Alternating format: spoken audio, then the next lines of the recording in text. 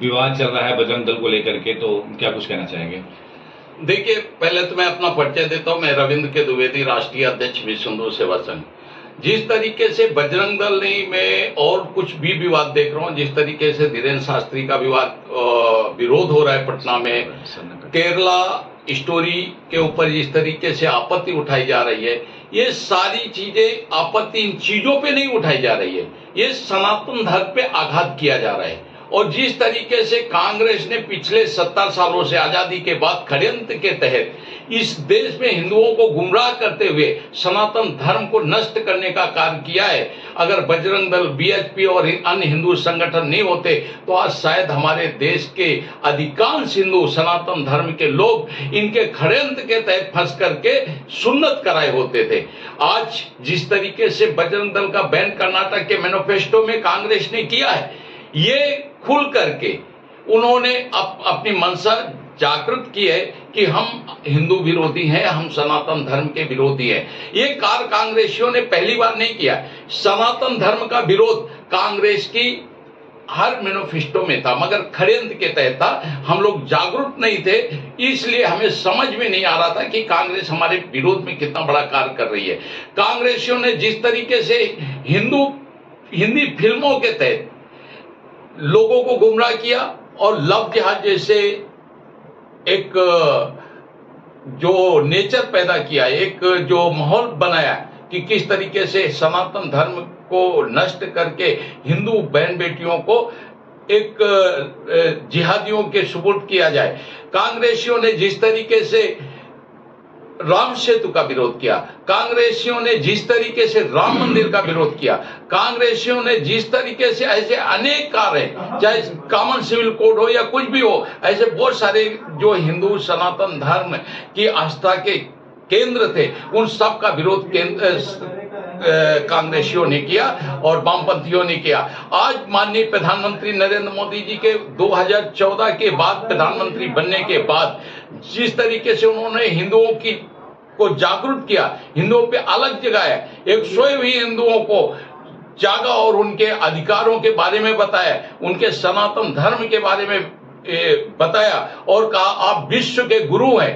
तब से ये कांग्रेसी, जब से हिंदू जागृत हुए तब से कांग्रेसी खुल करके हिंदुओं के विरोध में आ गए हैं और बजरंग दल को बैन कराने का जो इन्होंने मैनिफेस्टो दायर किया है, जारी किया है कर्नाटक में, ये उसी का एक स्वरूप है। मगर मैं आज कांग्रेसियों को बता देना चाहता हूं कि आप केवल बजरंग दल को ही नहीं बैन कर रहे हो, आप समस्त हिंदू संगठनों को बैन करने का ख्वाब देख रहे हो। आप समस्त हिंदू सनातन धर्म के मानने वालों का जिस तरीके से विरोध कर रहे हो, ये सारे सनातनी खुल करके आपका विरोध करेंगे। और जिस तरीके से मेरा ऐसा मानना है, जिस तरीके से जब लंका का दहन हुआ था तो हनुमान जी की पूंछ में आग लगाया था, इन्होंने बजरंग दल को बैन करने का जो ख्वाब देखा है, इन्होंने बजरंग दल स्वरूपी, ये जो हनुमान जी स्वरूप है, उनके पूंछ पर आग लगाने का कार्य किया है। और ये बजरंग दल,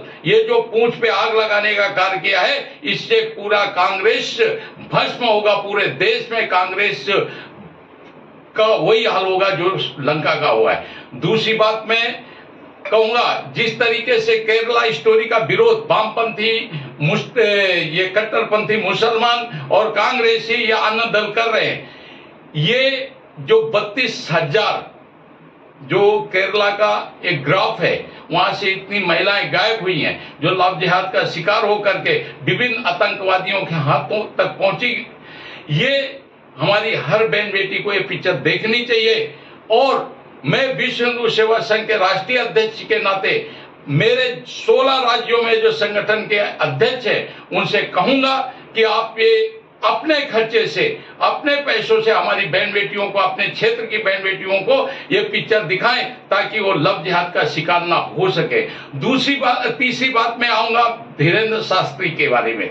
जिस तरीके से एक जंगल राज चलाने वाला, जिनका पिता था श्री लालू प्रसाद यादव, जिनके जमाने पे आईएएस ऑफिसर की पत्नियां भी सुरक्षित नहीं थी, वो आज हमें धर्म और भाईचारा की बात सिखाने आए हैं। वो धीरेन्द्र शास्त्री का विरोध कर रहे हैं। मैं सभी सनातनियों से, सभी देश के जो प्रमुख धर्माचार्य हैं उनको कहूंगा, और मैं विश्व हिंदू सेवा संघ के अध्यक्ष होने के नाते सभी अपने कार्यकर्ताओं को कहूंगा कि आप पटना पहुंचिए और धीरेन्द्र शास्त्री जी के समर्थन पे एकत्र होइए।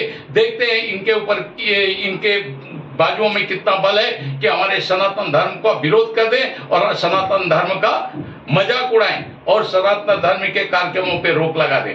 आज इस देश में सभी सनातनियों को एकत्र होने की आवश्यकता है, और अगर आप एकत्र नहीं हुए तो ये जो जयचंद्र रूपी जो आज नेता है आपके बीच में, जो आपको समाज को खंडित करने का ख्वाब देख रहे हैं, एक दूसरे के बीच में जहर बो रहे हैं, एक दूसरी जाति को जात से लड़वा रहे हैं, अगर आप इनका विरोध नहीं करेंगे तो आने वाले समय में आप वापिस गुलाम होंगे।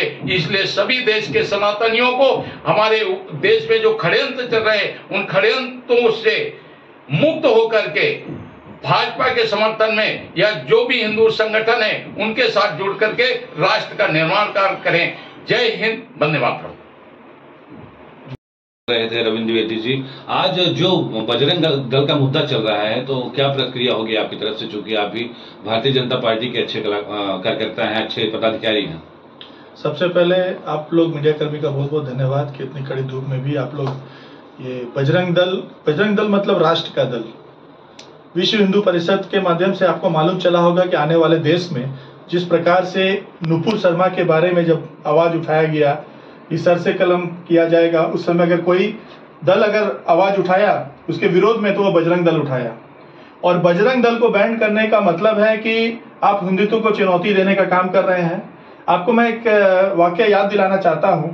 जब प्रभु राम, जब लक्ष्मण मूर्छित थे तो रावण को बोला गया, इसको हनुमान जी को बोला गया कि आप औषधि लेके आने के लिए।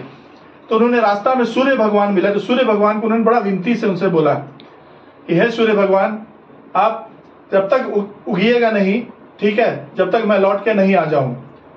और उन्होंने बड़े विनती करके विनम्र से उनको बोला और एक तरह से उनको समझाया भी कि आपको शायद याद होगा कि मेरा बचपन का दिन किस प्रकार से मैं सूर्य को अपने मुंह में लेके खेलता था, इसीलिए ऐसा मुझे उम्मीद है कि ऐसा गलती आप नहीं करेंगे।